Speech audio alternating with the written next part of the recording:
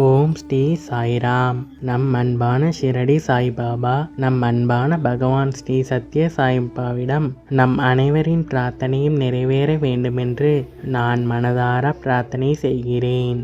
நாம் எல்லா முயற்சிகளையும் செயல்களையும் கடவுளிடம் சரணடைவது என்றால் என்ன? இந்த எளிய மனப்பாங்கின் பயனை பகவான் என்று ஒரு அழகான உதாரணத்துடன் விளக்குகிறார். எல்லாவற்றையும் கடவுளுக்கு சமர்ப்பிப்பது என்றால் வேலை செய்யாமல் சும்மா உட்கார்ந்து இருப்பது அல்ல. நீங்கள் செய்ய வேண்டிய கடமைகளை செய்யுங்கள். உங்கள் வேலை, பொறுப்பு, முயற்சி அனைத்தையும் முழுமையாக செய்யுங்கள். ஆனால் ஒரு உணர்வோடு செய்யுங்கள். சர்வ கர்மா பகவத் பிரீத்யர்த்தம், அதாவது என்னுடைய எல்லா செயல்களும் கடவுளை மகிழ்விப்பதற்காகவே.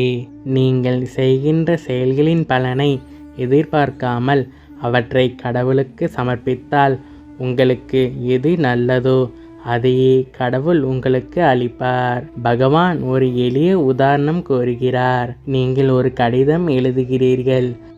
அதை ஒரு கவரில் வைத்து தபாலில் போடுகிறீர்கள். அத்துடன் உங்கள் கடமை முடிந்து விடுகிறது.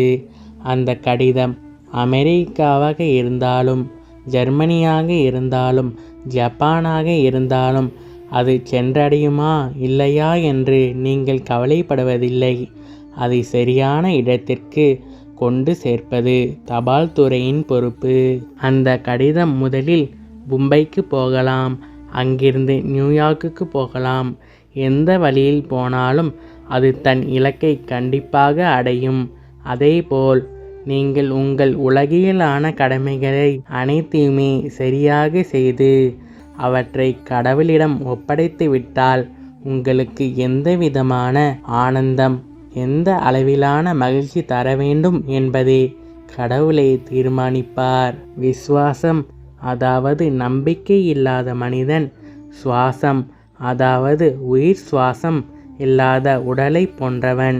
அந்த நம்பிக்கை அன்பால் நிரம்பியதாக இருக்க வேண்டும் என்கிறார் அன்பான பகவான் ஸ்ரீ சத்ய சாயி பாபா. தெய்வீக அருளுரை, ஆகஸ்ட் 16, 1996. ஜெய் சாய்ராம். அல்லாஹ் மாலிக்.